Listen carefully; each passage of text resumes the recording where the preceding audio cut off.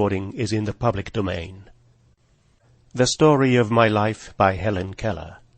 Chapter 3. Meanwhile, the desire to express myself grew.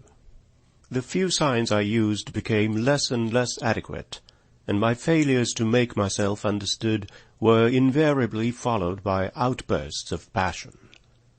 I felt as if invisible hands were holding me, and I made frantic efforts to free myself. I struggled. Not that struggling helped matters, but the spirit of resistance was strong within me. I generally broke down in tears and physical exhaustion.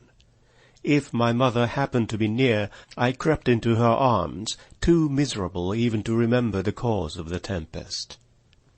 After a while, the need of some means of communication became so urgent that these outbursts occurred daily, sometimes hourly. My parents were deeply grieved and perplexed. We lived a long way from any school for the blind or the deaf, and it seemed unlikely that anyone would come to such an out-of-the-way place as Tuscumbia to teach a child who was both deaf and blind. Indeed, my friends and relatives sometimes doubted whether I could be taught. My mother's only ray of hope came from Dickens' American Notes. She had read his account of Laura Bridgman, and remembered vaguely that she was deaf and blind, yet had been educated. But she also remembered with a hopeless pang that Dr. Howe, who had discovered the way to teach the deaf and blind, had been dead many years. His methods had probably died with him, and if they had not, how was a little girl in a far-off town in Alabama to receive the benefit of them? When I was about 6 years old, my father heard of an eminent oculist in Baltimore, who had been successful in many cases that had seemed hopeless. My parents at once determined to take me to Baltimore to see if anything could be done for my eyes. The journey, which I remember well, was very pleasant. I made friends with many people on the train. One lady gave me a box of shells. My father made holes in these so that I could string them, and for a long time they kept me happy and contented. The conductor, too, was kind. Often, when he went his rounds, I clung to his coat-tails while he collected and punched the tickets. His punch, with which he let me play, was a delightful toy. Curled up in a corner of the seat, I amused myself for hours making funny little holes in bits of cardboard. My aunt made me a big doll out of towels.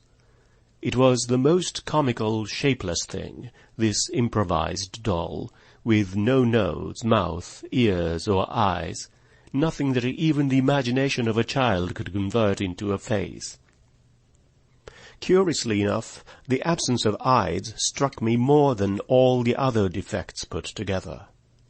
I pointed this out to everybody with provoking persistency, but no one seemed equal to the task of providing the doll with eyes.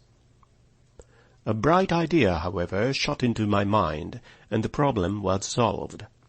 I tumbled off the seat and searched under it until I found my aunt's cape, which was trimmed with large beads.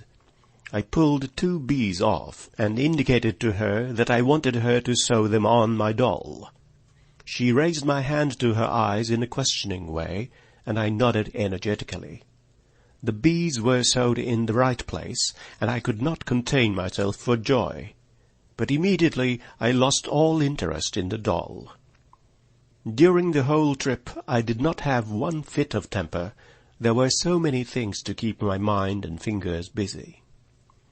When we arrived in Baltimore, Dr. Chisholm received us kindly, but he could do nothing. He said, however, that I could be educated, and advised my father to consult Dr. Alexander Graham Bell of Washington, who would be able to give him information about schools and teachers of deaf or blind children. Acting on the doctor's advice, we went immediately to Washington to see Dr. Bell, my father with a sad heart and many misgivings, I wholly unconscious of his anguish, finding pleasure in the excitement of moving from place to place.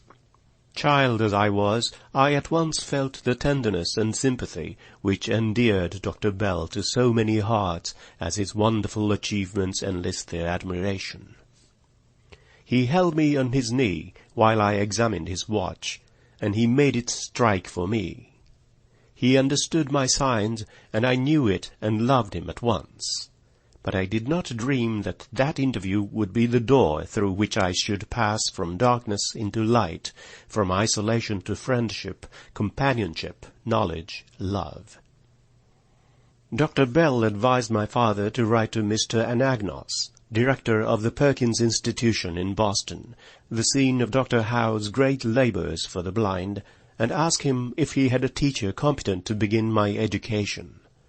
This my father did at once, and in a few weeks there came a kind letter from Mr. Anagnos, with the comforting assurance that a teacher had been found. This was in the summer of 1886. But Miss Sullivan did not arrive until the following March. Thus I came up out of Egypt and stood before Sinai, and the power divine touched my spirit and gave it sight, so that I beheld many wonders.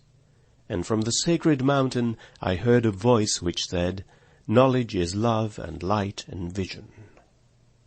End of chapter 3.